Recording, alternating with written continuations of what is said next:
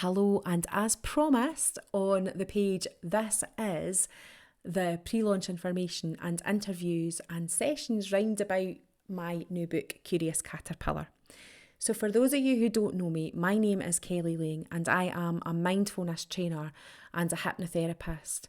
My particular mode of hypnotherapy that I do is called Free Mind, which uses a huge amount of music because we know how powerful music can be in healing and helping to understand, remember, everything like that. It brings feeling to everything.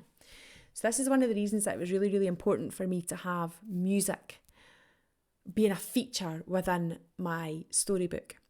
This children's book is written for children as young as age 3, obviously accompanied by an adult reading away up to the age of 9-10. And I'm going to be able to, you're going to be able to get a little bit more of an understanding of that as this goes on, because I'll be doing a separate interview to give you an insight into that. However, today it's all about the music, and I've had the privilege of working with Mooney Williams and Pete Little from Empire Music Productions. They have written the most fantastic music to accompany this book, music that captures exactly the emotion, that helps to bring feeling to the words.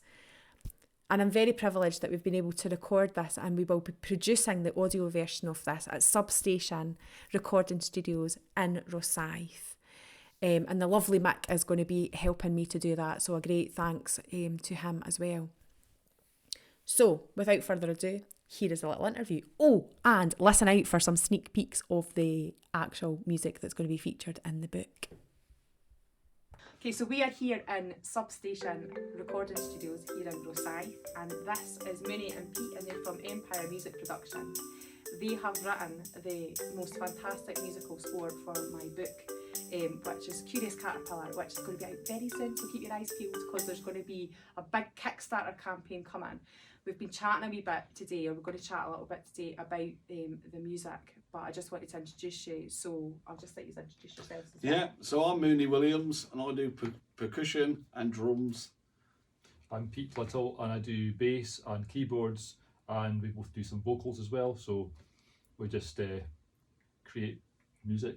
Yeah, we create music for all different parts, All different do things. films, do books, we do everything, so it's a great team. So, let's talk about the music for Curious Caterpillar. Because when I approached you, I'd already written most of the text that was going to go in the book, and there were some illustrations, so I knew kind of what I wanted from the story. Yeah. But I didn't quite know how to articulate that Yep. in music form, right? And we know that music's powerful as anything, so music was always going to be a huge part of it. Yeah. So I just wanted to find out a wee bit about kind of what the thought process was. So when you heard, because I sent you a recording of the music, the lyrics, didn't I? Yeah. And then from there, you guys started brainstorming. So how did it come about? What did you do? Well, first of all, Empire Music Productions is both our company, you know, so obviously something like this was a massive challenge for us because we've never done anything like this.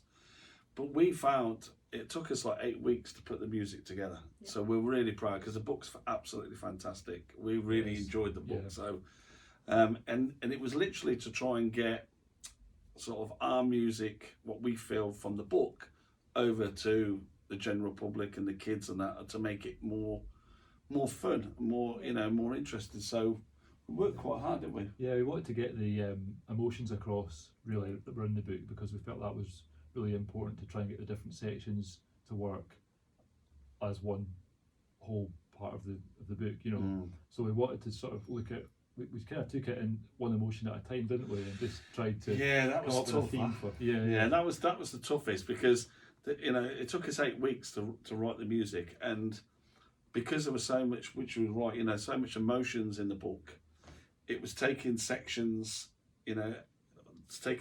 apart and putting the music, and then like there was one time I think I got up at like 2 o'clock in the morning, didn't I? Yeah, you had like an idea. Yeah, I had an idea. It's the creative mind, it's like ping, yeah, it was. And then it was like, hey Pete, listen to this, I got this idea. And he was brilliant because I'd come up with some little ideas and then he would put it in key format, and but there's some really cool sections that we're happy with that made us really getting emotional with it. Huh? That's the thing, we got caught up in the emotions of it as well. It's just which shows you just how powerful it is, you know, the themes within the book, and trying to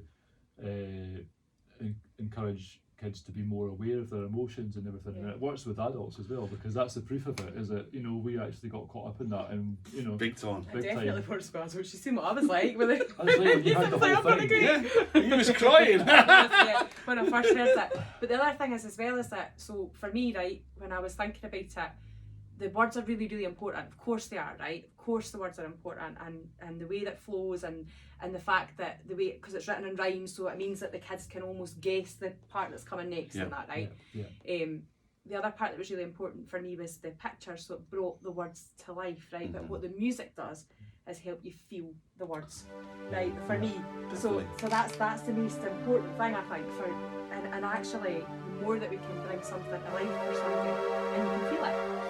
Like when he's angry, you can really feel the anger in the music. So it just, I mean, the words are there, but actually sometimes kids can't articulate what's going on inside their body, but they can feel it. So when they hear it, they can feel that, and then it relates to it. So it's brilliant. Almost like centres them in their own kind of emotional. They realise that this is going on. They might not be aware of their emotions, and then that just totally brings it into their awareness. And they hear all that. I think that was the key, wasn't it? I mean, the key for us for doing the book was mainly, at the end of the day, is to try to feel the emotions, but to bring certain sections in the book really with dynamics, and really bringing the emotions in a really sort of sensitive way. Yeah, in a friendly way. And that was friendly. That was the key into the character of the caterpillar, and you know. And the fact that actually the whole essence behind the book is that we're trying to show that emotions, all of them are okay. We all feel them. It's how we then deal with whatever's going on inside our body, but we have to recognise that first, which is what happens with Caterpillar as he goes on his wee journey. The other thing that I wanted to ask you about was Caterpillar himself. Right, so you've got this really cool theme, and actually it captures him as a character really well. And what I envisaged when I was writing it. And I was like, that's totally, like, whenever I heard it, I was like, that just sounds like Caterpillar. It sounds like Caterpillar moving. It's really clever. It's the whole music, the musical like score that goes along with it's really clever. Yes, because it helps with the understanding of emotions and stuff, but also it captures the essence of the character behind the picture and the words. Good point. Yeah, it's a good point. I mean, I think that was one of the things that we got into together with the music was, you know, let's pretend that we are the caterpillar. You know, and let's go into There's stuff that's vision now though. Yeah, you know what I mean? The thing is, everywhere when I went travelling, there was always a caterpillar somewhere, whether it's a service stations or I don't know. It's because it becomes in your line of focus, doesn't it? Yes. It's like anything when it's not in your attention span, so you didn't really notice it. But the minute there's something, it's like oh. But I think that was the thing. I think we wrote it. We really got into the book because the book's got so much emotion to it. We had to really put ourselves in music as a character. We did have to think of the character. Definitely. What's its personality and how's it going to move? How's it going to? It's almost like we're thinking of different rhythms that we could put in. So a very caterpillar, it moves in a very kind of rhythmic way, you know. And so we start thinking about it in almost like a dance, you know. Definitely, like the accordion, huh? Yeah. There's some really catchy stuff out there for everyone who's watching this. It's a fantastic book, but obviously the emotions as well with the book gets you really feeling like, wow, this is really what a caterpillar. You know, how he moves and how his emotions are, right? And there's really the contrast between getting caught up in the emotion and then realising that you can take a step back. So we wanted to try and get that contrast, which really came across a lot in the audio that you sent us. Yeah, it was good. We really wanted to try and capture that as well. And the hardest part, in a way, was trying to work out where not to put the music, where to have That's the space a good point, man. For the narration to come through. That was tricky. I think that was the tricky part because you put so much emotion in how you read the book. We didn't want to crush it up full of music. Yeah. Because then we had there's some good stops and starts in there. Yeah, but that builds anticipation too, doesn't Correct. it? Like so, you've also got that point of okay, what's going to come next? And then you get that kind of, and that's the whole, Mhm. again, with children, it's waiting on that next thing. That's why the rhyme's there as well, because it builds that, it helps with vocabulary, it also helps with memory, it also helps with literacy, it helps with it all. Yeah. But you've got that, so when you're reading it, you can almost stop before the rhyming word, and the kids will put the words in for you. But then with the music, they'll be waiting on that next bit. They'll all have their favourite wee sections of music, and Well, we did.